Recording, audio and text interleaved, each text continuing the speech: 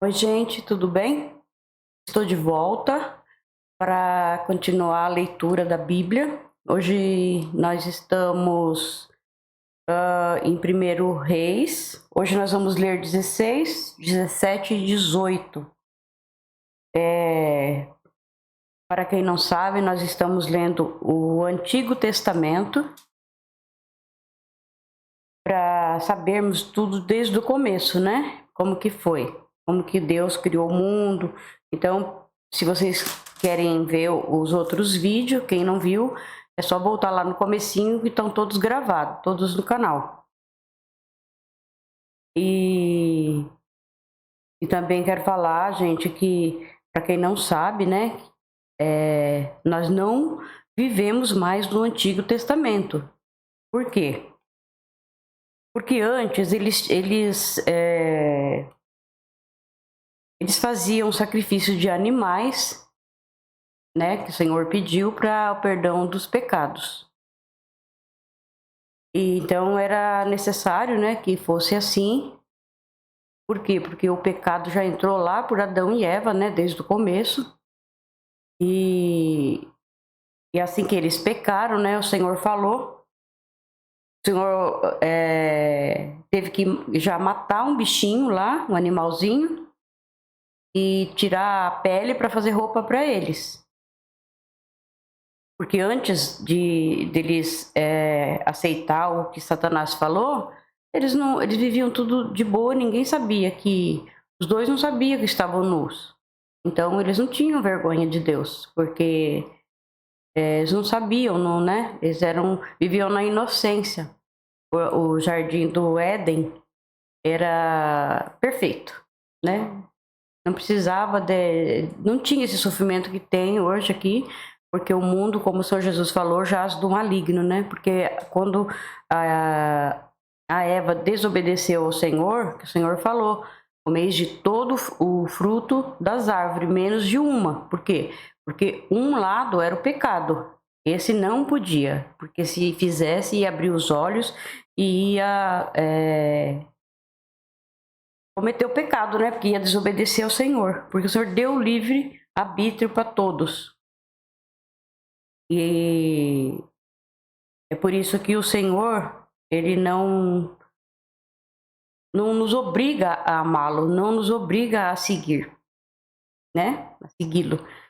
Então ele deu o livre-arbítrio e a Eva usou esse livre-arbítrio, não para o bem, né? Para a desobediência. Então ela desobedeceu, ela aceitou o que o Satanás falou, não escutou o que Deus falou, não obedeceu, obedeceu o quê? A voz de Satanás. E aí o pecado entrou no mundo, né? E aí nós sofremos tudo isso hoje por isso, por esse motivo. E lá mesmo, quando eles estavam conversando, o Senhor estava conversando com eles, o Senhor falou para Satanás. E o descendente de Satanás ia picar o calcanhar do descendente da mulher. E também falou para Eva. O descendente dela, veja bem, o descendente dela não era o descendente de Adão. Era o descendente dela, da Eva. Ia pisar a cabeça da serpente, né? Ia conseguir. Deus, mesmo o homem tendo errado, Deus não nos abandonou. Se ele tivesse nos abandonado desde lá, pronto. Aí estaria todo mundo no inferno, todo mundo sofrendo. Mas não, o Senhor teve misericórdia de nós e prometeu, né? Então, depois de 1400 anos, veio o descendente da mulher, né? Que foi o Senhor Jesus. Ele é o descendente da mulher. Por que ele não é descendente do homem? Porque não foi feito com o homem, normalmente, né? O Senhor foi gerado não como nós somos. O Senhor foi gerado pelo Espírito Santo no ventre de Maria. E aí, ele desceu. Ele é o próprio Deus, ele veio nos ajudar. Ele desceu aqui na terra, ele se fez homem, nunca pecou e viveu, né, até os 30 anos Depois ele começou o ministério dele, pregou o evangelho para todos, avisou que seria uma nova aliança e que todos que crescem nele, porque ele é o próprio Deus, só que é um Deus encarnado, né? É o Deus que teve corpo igual a nós.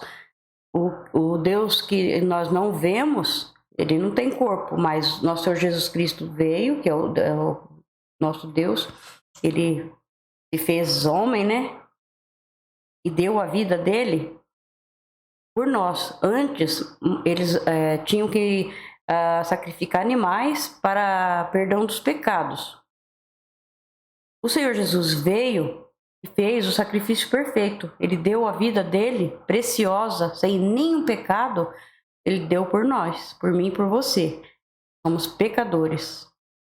Então, ele, a partir dali, não acabou o sacrifício de animais. Por quê? Porque ele foi o sacrifício perfeito.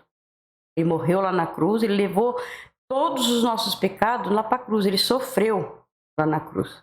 Mas ele venceu, ele pisou a cabeça do diabo. Ele venceu, ele ressuscitou.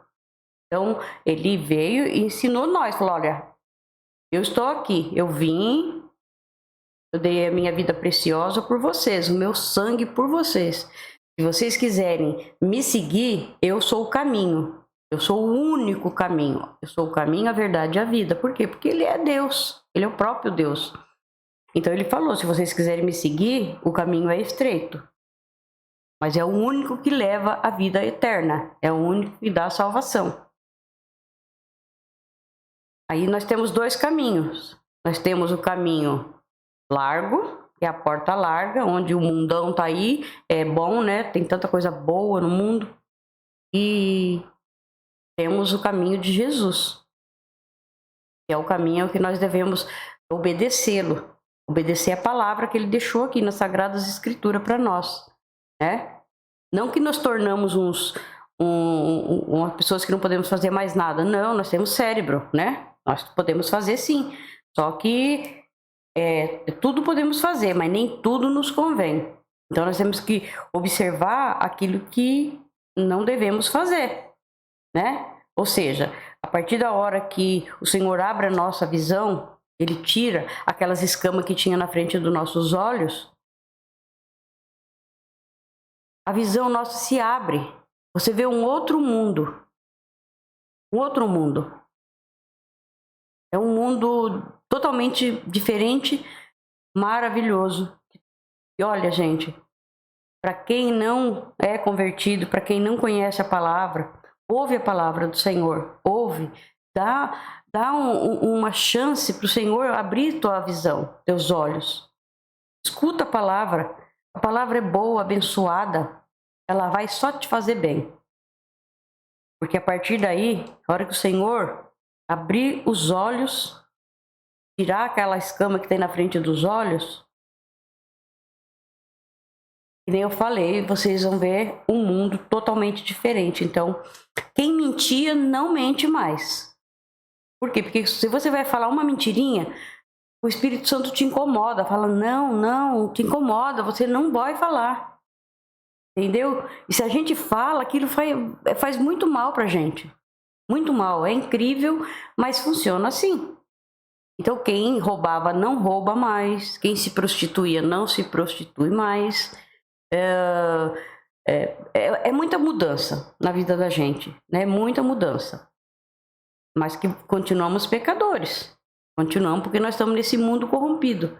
Mas temos que vigiar, olhar, observar e seguir o que o Senhor mandou. Ler a palavra todos os dias, sempre ouvindo. Para quem não consegue ler, ouça, né? Ouça. Eu estou fazendo os vídeos para as pessoas que não conhecem as Escrituras.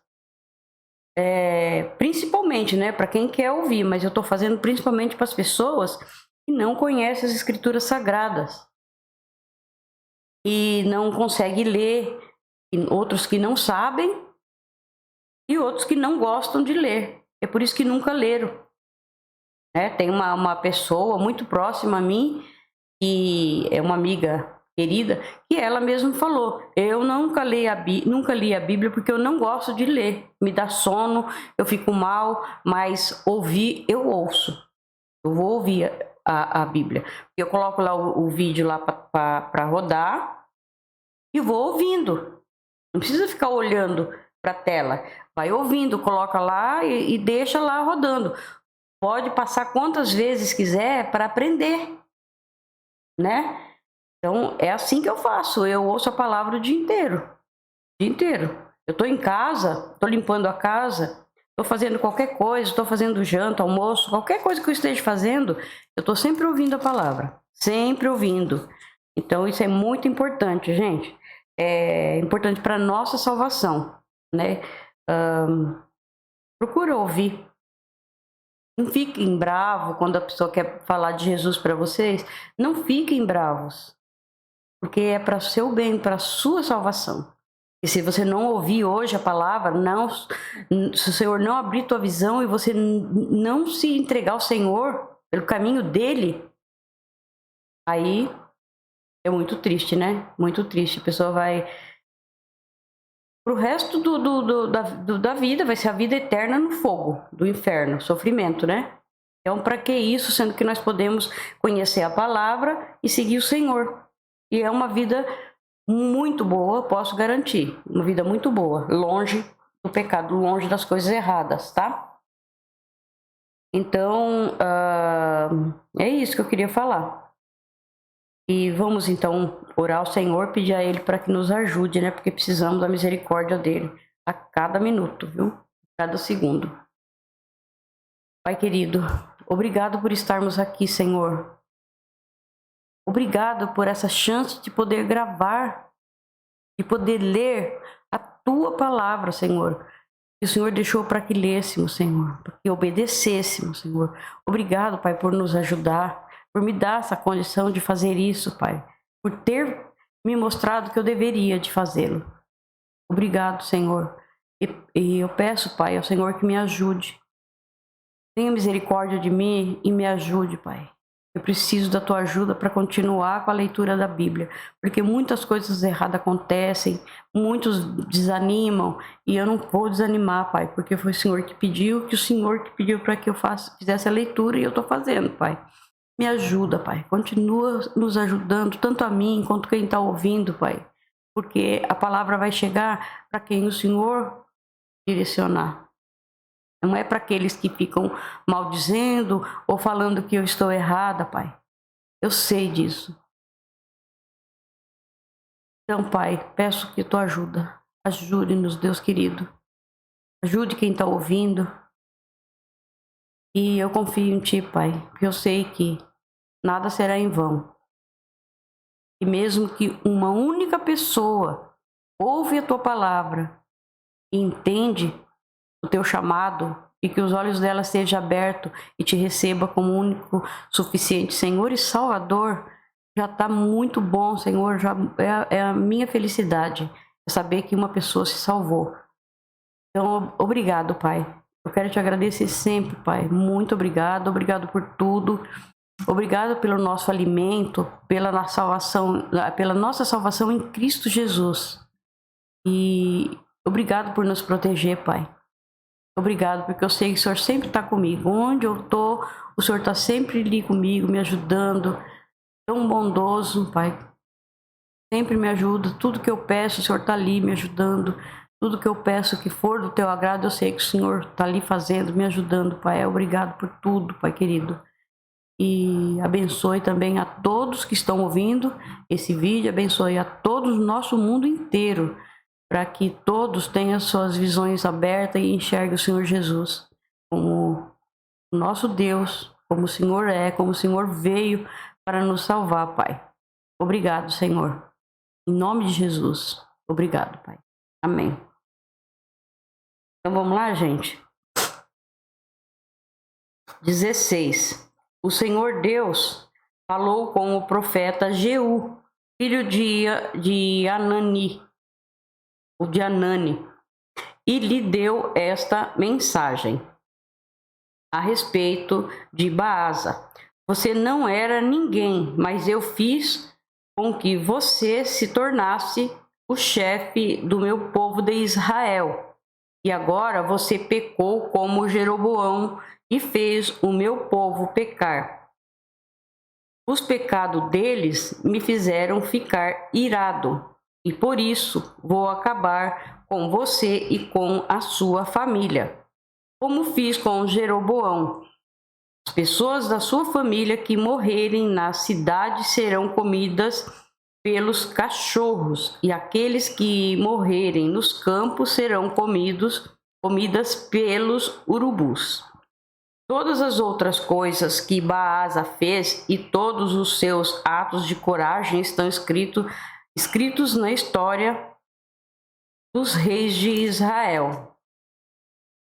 Baasa morreu e foi sepultado em Tirza, e o seu filho Elá ficou como rei no lugar dele. O profeta Jeú deu aquela mensagem do Senhor Deus a respeito de Baasa e da sua família, por causa dos pecados que Baasa havia cometido contra o Senhor. Ele fez com que o Senhor ficasse irado, não somente por causa do mal que praticou, como o rei Jeroboão havia feito antes dele, mas também porque ele matou toda a família de Jeroboão. Incrível, né? O Senhor fazia tudo para eles e eles continuavam no erro, né? Continuavam adorando os deuses estranhos, né? De pedra, de pau. É terrível, né? No ano 26 do reinado de Asa, em Judá, Elá, filho de Baasa, se tornou rei de Israel e governou 2 anos em Tirza. Zinri, um dos seus oficiais, que comandava metade dos seus carros de guerra, fez uma conspiração contra ele. Certo dia, em Tirza, Elá estava se embebedando na casa de Arza, que era um administrador do palácio. Zinri entrou na casa, matou Elá e ficou no lugar dele como rei. Isso aconteceu no ano 27 do reinado de Asa em Judá.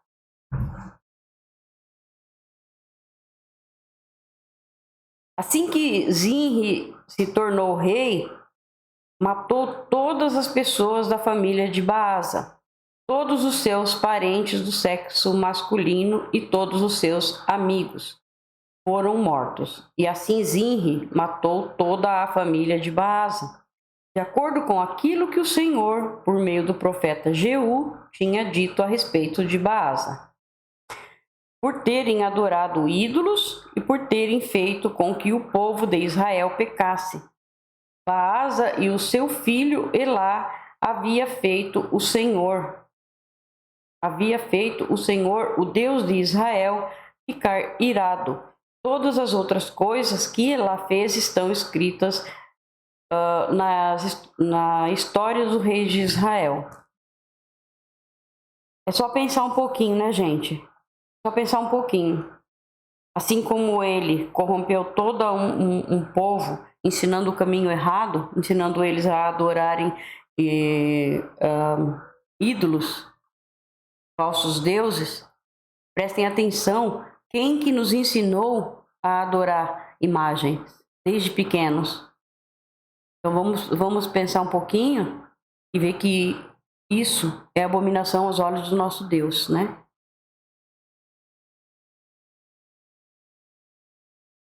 No ano 27 do reinado de Asa, em Judá, Zinri foi rei de todo o povo de Israel em Tirza, durante 7 dias. Os soldados israelitas estavam cercando a cidade de Gibeton, na terra dos filisteus. Eles souberam que Zinri havia feito uma conspiração contra o rei e que havia assassinado, que o havia assassinado. Por isso, naquele mesmo dia, ali no acampamento, eles escolheram Onri, o comandante do exército, como rei de Israel. Onri e todos os seus soldados saíram de Gibeton e foram cercar a cidade de Tirza. Quando Zinri viu que a cidade havia sido conquistada, foi para a fortaleza interna do palácio, pôs fogo no palácio e morreu queimado. Deus, o Senhor, e pôs fogo no palácio e morreu queimado. Isso aconteceu por causa dos seus pecados contra Deus, o Senhor. Ele seguiu o exemplo de Jeroboão, que havia sido rei antes dele.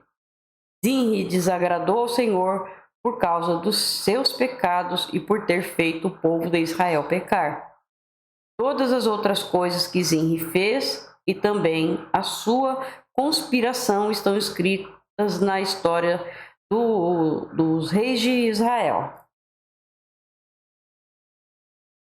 Então Deus aqui ele fala com várias vezes, né? Aquele que ensina as pessoas no caminho do mal, no caminho errado, que ensina o povo a adorar falsos deuses, né? Usando muitos estátuas, essas coisas que eles usavam, né? Que para adorar eles eram mortos, né? Porque pecava contra o Senhor, né?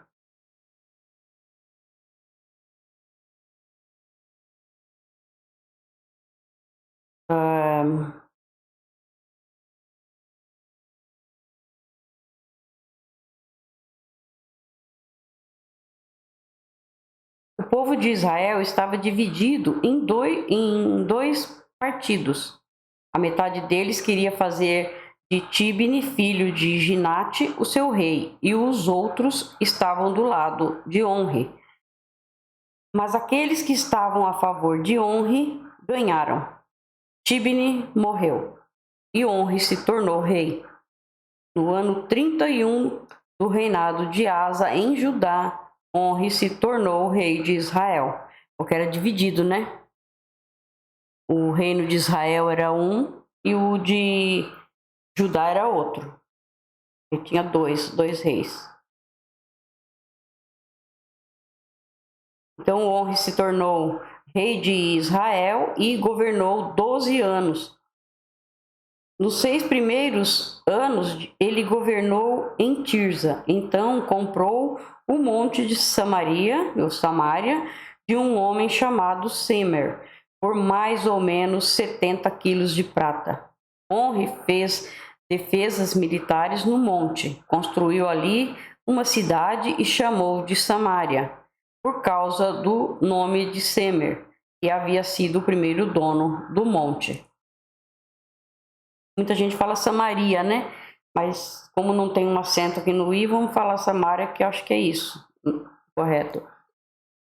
Onri pecou contra o Senhor Deus, mais do que todos aqueles que havia sido rei antes dele, como Jeroboão havia feito antes dele. Onri fez com que o Senhor, o Deus de Israel, ficasse irado por causa dos seus pecados e por fazer o povo de Israel adorar ídolos. Todas as outras coisas que Onri fez e todas as outras realizações estão escritas na história dos reis de Israel.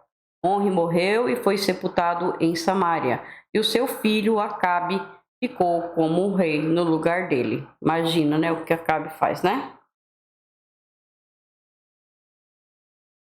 No ano 38 do reinado de Asa em Judá, Acabe, filho de Onri, se tornou rei de Israel e governou 22 anos em Samaria.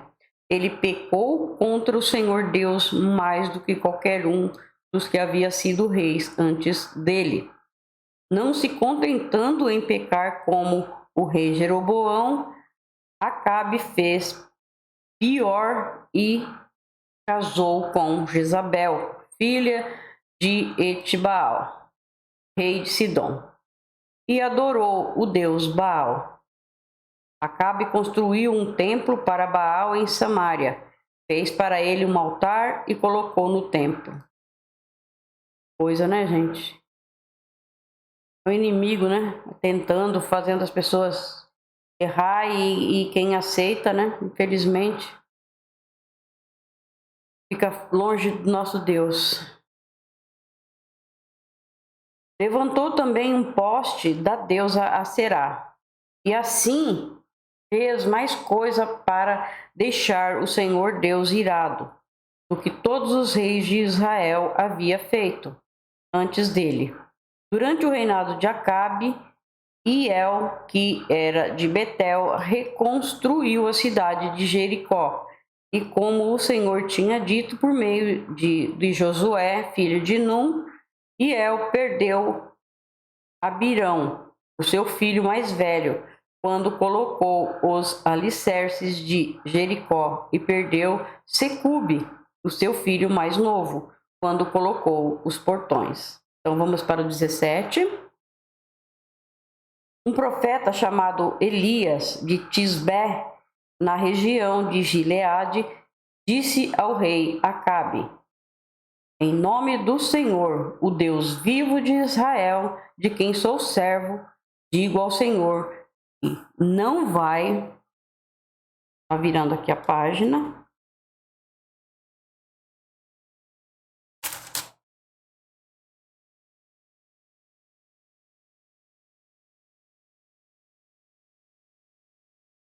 E não vai cair orvalho nem chuva durante os próximos anos, até que eu diga para cair orvalho e chuva de novo.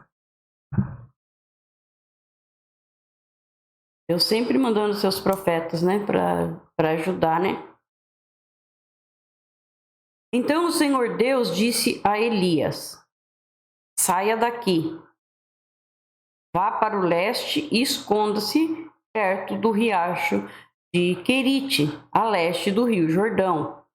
Você terá água do riacho para beber, e eu mandarei que os corvos levem comida para você ali. Olha que coisa mais linda, né?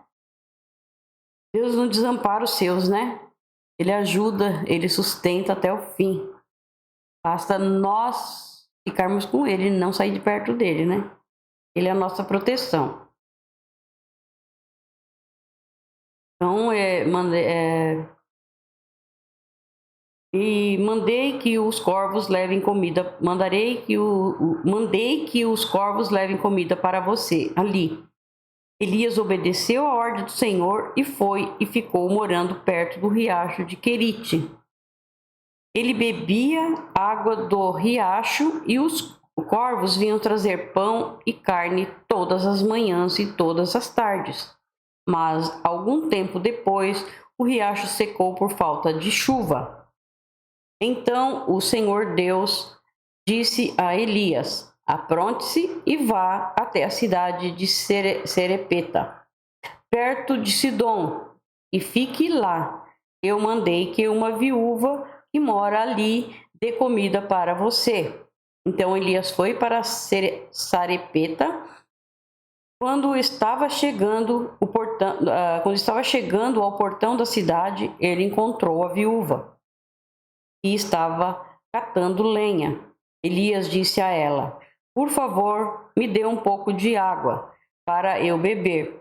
Quando ela ia indo buscar a água, ele a chamou e disse: e traga pão também, por favor. Porém, ela respondeu: juro pelo seu Deus vivo, o Senhor, que não tenho mais pão. Só tenho um punhado de farinha de trigo numa tigela e um pouco de azeite num jarro. Estou aqui catando uns 2 pedaços de pau para cozinhar alguma coisa para mim e para meu filho. Vamos comer e depois morreremos de fome. Por quê? Porque Elias falou que não ia chover, né? E aí não choveu, e quando não chove, né?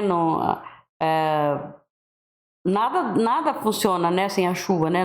Ninguém vive sem a água, né? Muito menos as nossas plantações, né, para que vira alimento para nós, né?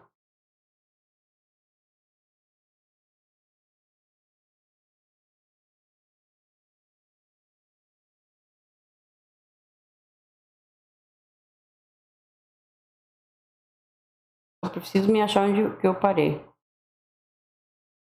Vivo me perdendo, né?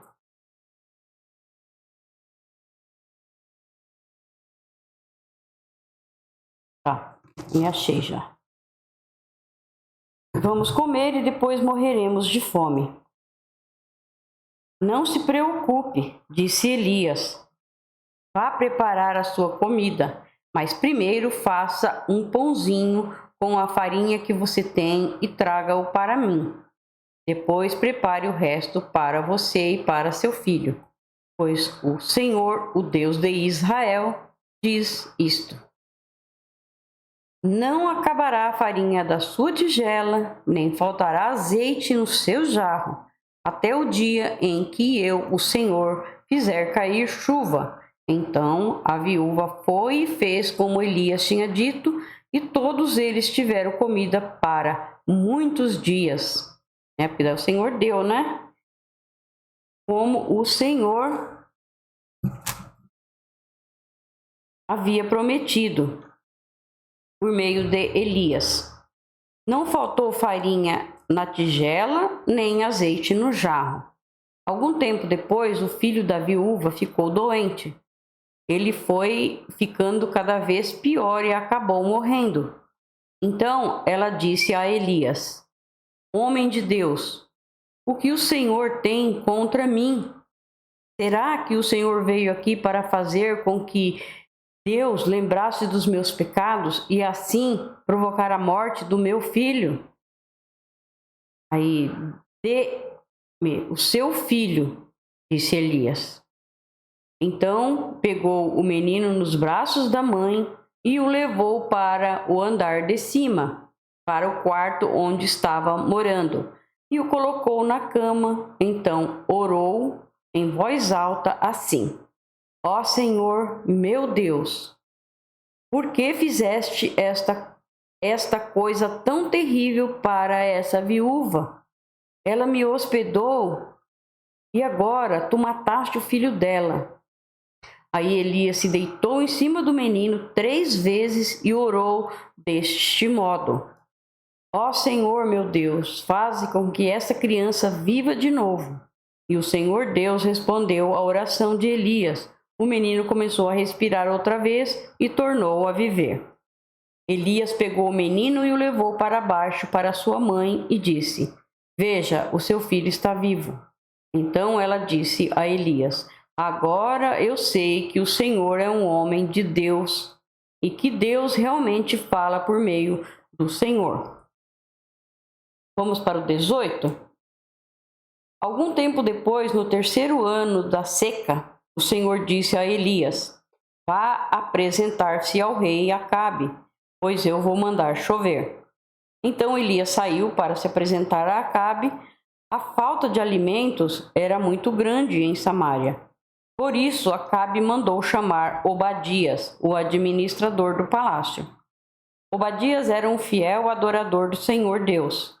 E quando Jezabel estava matando os profetas do Senhor, Obadias escondeu 100 profetas em 2 grupos de 50 em cavernas e providenciou comida e água para eles.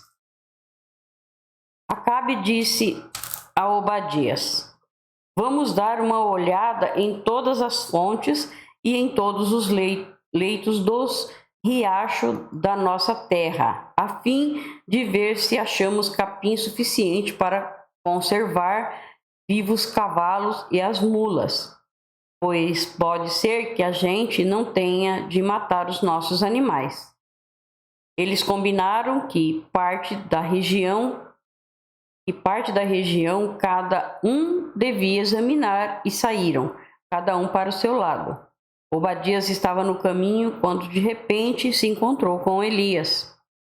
Ele reconheceu Elias e se ajoelhou diante dele, encostou o rosto no chão e perguntou: É o Senhor mesmo? É o meu senhor Elias?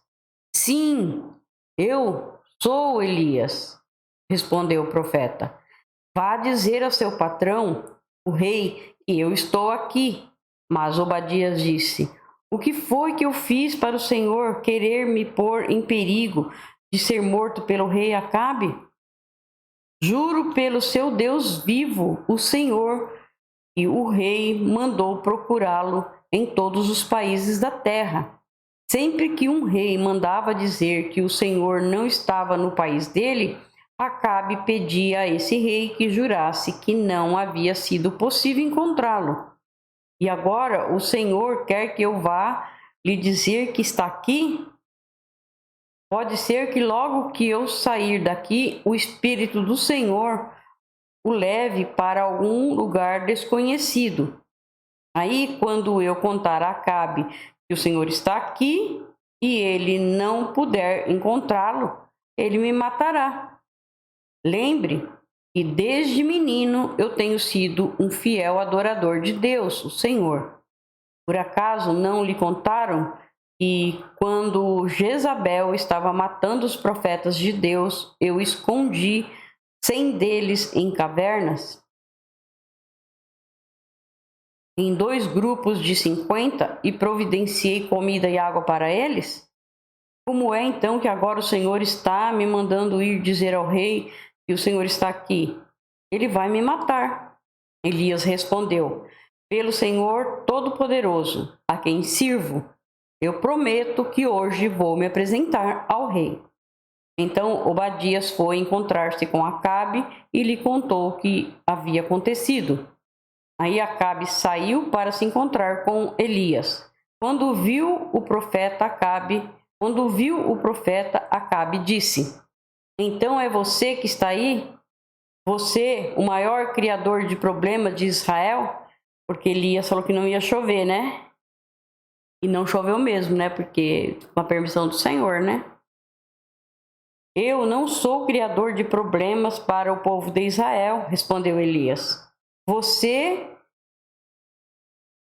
e o seu pai é que são criadores de problemas, pois abandonaram os mandamentos do Senhor Deus e adoraram as imagens de Baal. Portanto, ordene agora a todo o povo de Israel que vá encontrar-se comigo no Monte Carmelo. Mande também os 450 profetas do deus Baal e os 400 profetas da deusa Aserá, que são sustentados pela rainha Jezabel. Então Acabe chamou todos os israelitas e os profetas de Baal para se reunirem no Monte Carmelo. Elias chegou perto do povo e disse: Até quando vocês vão ficar em dúvida sobre o que vão fazer? Se o Senhor é Deus, adorem o Senhor. Mas se Baal é Deus, adorem Baal. Porém, o povo não respondeu nada. Então Elias disse: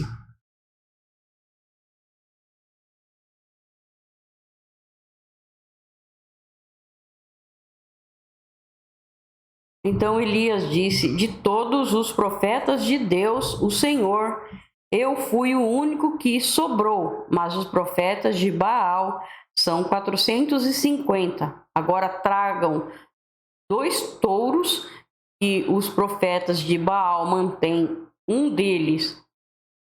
Agora tragam 2 touros que os profetas de Baal matem um deles, cortem em pedaços e põem em cima da lenha, mas não ponham fogo.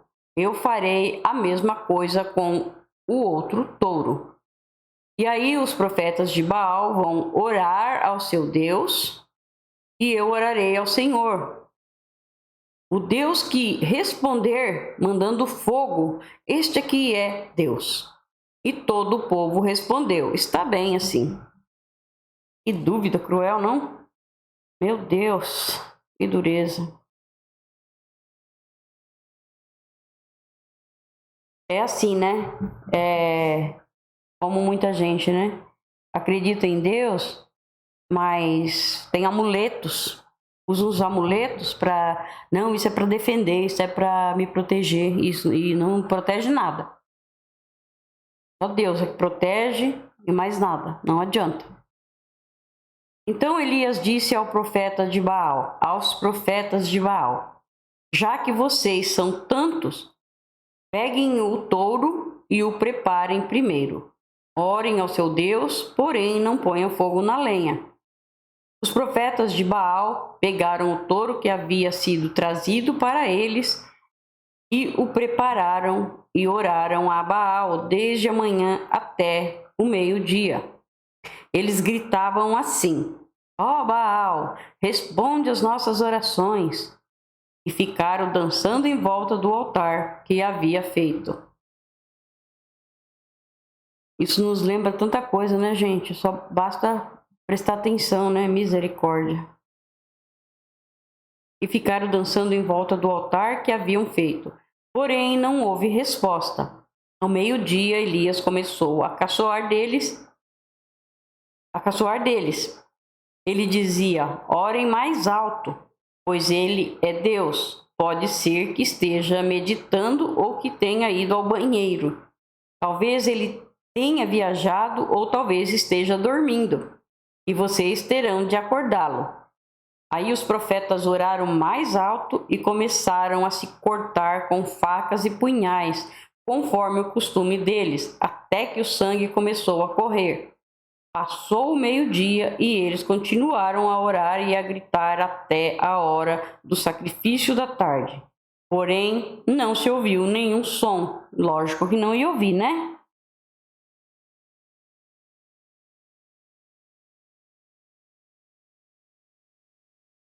Então Elias disse ao povo: cheguem para mais perto de mim. Todos chegaram mais perto de Elias e ele começou a consertar o altar do Senhor Deus que estava derrubado. Ele pegou 12 pedras, uma para cada uma das 12 tribos, que tinha os nomes dos filhos de Jacó, o homem a quem o Senhor tinha dado o nome de Israel. Com essas pedras, Elias reconstruiu o altar para a adoração do Senhor. Depois, cavou em volta uma valeta em que cabia mais ou menos 12 litros de água. Em seguida, colocou lenha no altar, cortou o touro em pedaços e o pôs em cima da lenha.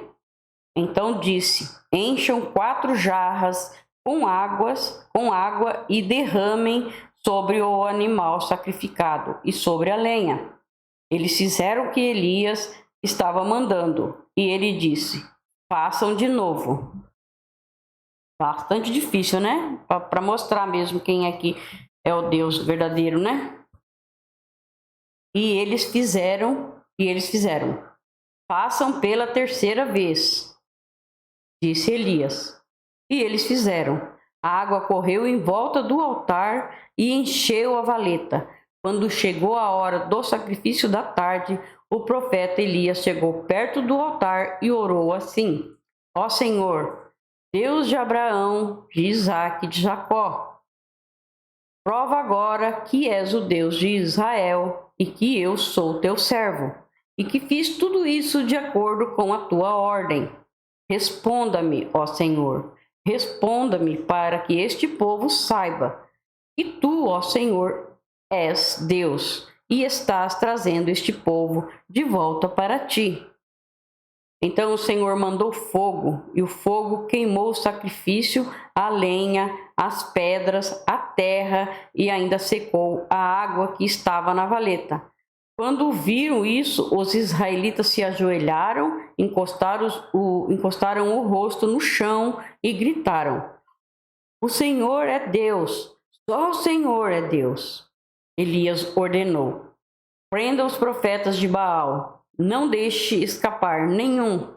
Todos foram presos e Elias fez com que descessem até o riacho de Quizon e ali os matou. Olha, em que quis terminar mesmo, né? Coisa do mal, né? Então Elias disse ao rei Acabe: agora vá comer, pois eu já estou ouvindo o barulho de muita chuva. Enquanto Acabe foi comer, Elias subiu até o alto do Monte Carmelo. Ali ele se inclinou até o chão, pôs a cabeça entre os joelhos e disse ao seu ajudante: vá e olhe para o lado do mar. O ajudante foi e voltou, dizendo: não vi nada. 7 vezes Elias mandou que esse fosse olhar. Na 7ª vez ele voltou e disse: eu vi subindo do mar uma nuvem pequena, do tamanho da mão de um homem. Então Elias mandou: vá onde está o rei Acabe e lhe diga que apronte o carro e volte para casa. Senão a chuva não vai deixar. Em pouco tempo o céu se cobriu de nuvens escuras. O vento começou a soprar e uma chuva pesada começou a cair. Acabe entrou no seu carro e partiu de volta para Jezreel. O poder do Senhor, Deus, veio sobre Elias. Ele apertou seu cinto e correu na frente de Acabe todo o caminho até Jezreel. Que lindo, né, gente? Glória a Deus, né? Então, gente, nós terminamos também o 18. Obrigado, Senhor, pela essa leitura abençoada. E que Deus nos abençoe.